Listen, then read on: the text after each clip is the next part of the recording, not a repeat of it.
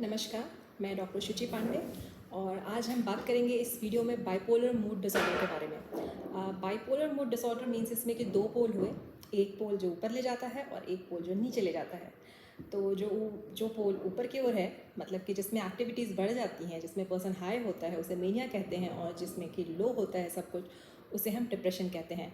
तो जैसे मैं आपको कुछ एग्जांपल्स देना चाहूँगी कि जैसे मेरे एक पेशेंट थे, उनको उनकी वाइफ, उनके बेटे सब उनको साथ में लेकर आए और उनका कहना था कि बहुत गुस्सा होते हैं, चीखते हैं, चिल्लाते हैं, इनके साथ बड़ी सारी दिक्कतें हैं। अचानक से इनका ऐसा होता है कि मार्च अप्रैल में बहुत एनर्जी बढ़ जाती है, ये सबको मारने लगते हैं, गुस्सा करने लगते हैं। अब इस वक्त क्या प्रॉब्लम हुई थी कि घर वाले उन्हें लेके इसलिए आए थे कि उन्होंने कुछ समय पहले क्या किया था कि अपनी ज़मीन किसी और के नाम कर दी थी। तो ऐसे काम करते रहते हैं, पैसे बेकार में खर्चा करते हैं, ज़मीन किसी के नाम कर दिया इन्होंने, सामान खरीदते हैं, एक साथ इतना सारा सामान खरीद के ले आएंगे जिसकी कोई ज़रूरत नहीं है। नींद नहीं आती इनको, रात में बहुत कम सोते हैं, इन्हें ऐसे लगता है जैसे नींद की ज़रूरत ही नहीं है, रात में टहलते रहेंगे इधर उधर, कोई और काम करते रहेंगे। और ये एक पेशेंट था हमारा, और एक ऐसा ही पेशेंट हमारा और था जो मैं इसके बारे में मैं आपको बताना चाहूँगी कि जिसमें ऐसा होता था कि एक लड़की थी।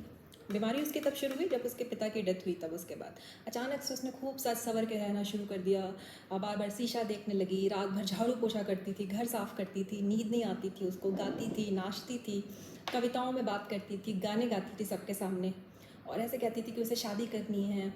कोई पसंद था एक जिससे वो कहती थी कि उसे शादी करनी है, जो उसके रिश्ते में थे। तो ये सब बहुत ज़्यादा बढ़ गया, घर वाले परेशान हो गए कि भाई लड़की तो बड़ी सीधी सादी थी, बहुत अच्छी थी पढ़ने में, इससे अचानक से क्या हो गया है। बहुत परेशान होकर वो हमारे पास इसे लेकर आए थे। इसके अलावा एक हमारा ऐसा भी पेशेंट था जो कहता था कि मैं महादेव हूँ, मेरे पास बहुत सारी शक्तियाँ हैं। और एक लड़की थी जो कहती थी कि मैंने उससे पूछा कि तुम्हारा नाम क्या है, तो कहती है कि तुम देवी से नाम पूछोगी उनका, तो मैं पता नहीं कि मैं देवी हूँ। तो ये सारे जो पेशेंट्स थे जो मैंने आपको एग्जांपल दिए, ये सारे बाइपोलर मूड डिसऑर्डर के पेशेंट्स हैं। ये उदासी में भी रहते हैं, पर क्योंकि उदासी में ये इतना परेशान नहीं करते लोग, इसलिए इन पर इतना ध्यान नहीं देते।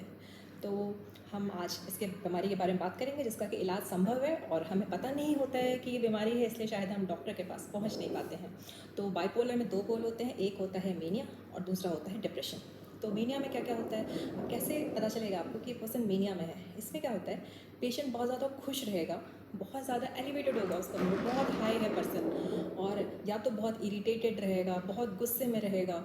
ग्रीनोसिटी होती है, मतलब बड़े बड़े ख्याल आएंगे जैसे हम महादेव हैं, हम जो है बहुत कुछ खास हैं, हमें कुछ अलग है, सेल्फ स्टीम जो है बहुत ज़्यादा बढ़ जाती है।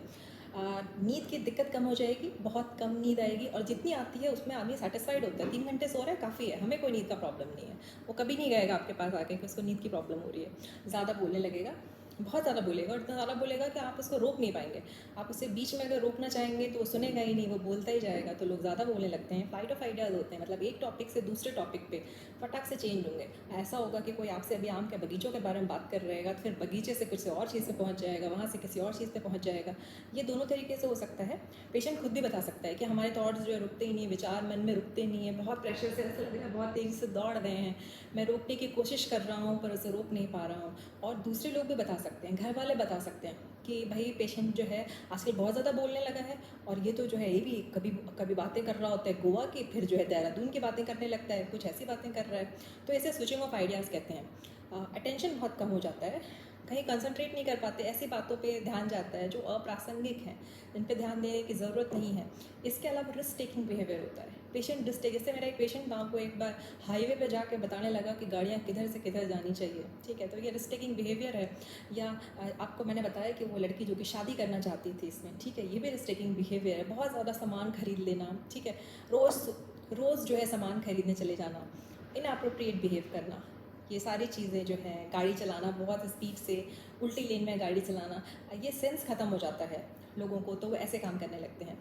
और आप जानते हैं जैसा कि डिप्रेशन के बारे में हम पहले भी आपको बता चुके हैं कि डिप्रेशन में उदासी होती है, काम करने में मन ख़त्म हो जाता है, वज़न कम या ज़्यादा होने लगता है, इसमें भूख बढ़ जाती है या घट जाती है, रात की नींद कम भी हो सकती है, कई लोग बहुत ज़्यादा भी सोने लगते हैं, बहुत ज़्यादा एक्टिविटी हो जाती है या कुछ लोगों में कम हो जाती है, एनर्जी बहुत कम हो जाती है, वर्थलेसनेस, मतलब ऐसा लगता है कि ज़िंदगी किसी काम की नहीं है, होपलेसनेस, अब कुछ नहीं हो सकता हमारा।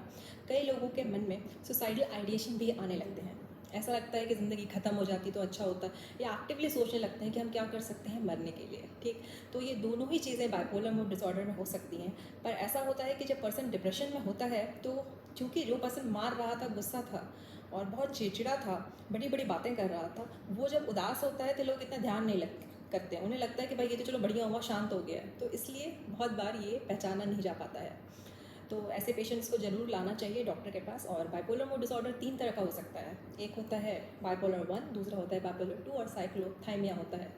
बाइपोलर 1 में क्या होता है कि मेनिया के साथ डिप्रेशन होता है, मतलब कि पर्सन हाई होगा, लो होगा। जैसे मान लीजिए कि मेरा एक पेशेंट है जो कि आप मार्च अप्रैल मई के महीने में हाई हो जाता है और अक्टूबर नवंबर दिसंबर के टाइम में लो हो जाता है। ऐसा उसके साथ हर साल होता है। और बाइपोलर 2 जो होता है उसमें हाइपोमेनिया होता है और डिप्रेशन होता है। हाइपोमेनिया मतलब कि आदमी हाई जाएगा पर पूरा नहीं जाएगा, बीच में ही रुक जाएगा। मतलब कभी कभी आप इसे इंक्रीज सेल्फ कॉन्फिडेंस के रूप में देख सकते हैं। बहुत बार लोग नोटिस नहीं करते हैं क्योंकि पेशेंट डिप्रेशन में जाता है, बहुत उदास हो गया, उसने काम करना बंद कर दिया, पर अचानक से उसका कॉन्फिडेंस कुछ दिनों के लिए जब बढ़ता है तो लोगों को लगता है कि ये तो बेटर हो गया है, तो इसको डॉक्टर के पास ले जाने की ज़रूरत नहीं है। ये डिफ्रेंशिएट करना, इससे अलग अलग करना नॉर्मल फिजिशियन के लिए, नॉर्मल डॉक्टर के लिए मुश्किल काम होती है।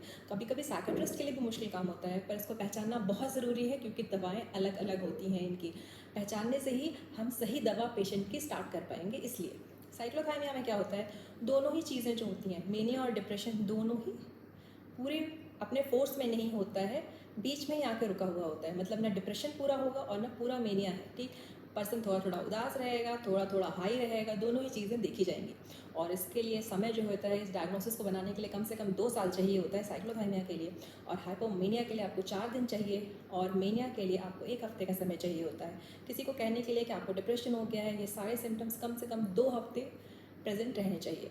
इसका ट्रीटमेंट संभव है, इलाज संभव है, पेशेंट ठीक होते हैं, दवाइयाँ पे बंद होती हैं। ये मिथ की दवाइयाँ जब शुरू होती हैं साइकाट्री की तो ज़िंदगी भर खानी पड़ती हैं, ये गलत है।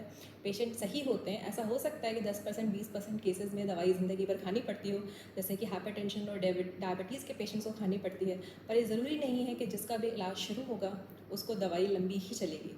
एक बार डॉक्टर ज़रूर आपका कम करके कोशिश करेगा कि क्या वो अपने पेशेंट को बिना दवाओं के रख सकता है या दवाएं कम करके रख सकता है। तो हम चाहेंगे इस वीडियो के माध्यम से हमने आज आपको एक नए डिसऑर्डर के बारे में जानकारी दी और आपके आसपास ऐसे जो लोग हैं जिन्हें देख के आपको लगता है कि उनको ये बीमारी हो सकती है, उनको सही जगह पे ज़रूर जाने की सलाह दें। धन्यवाद।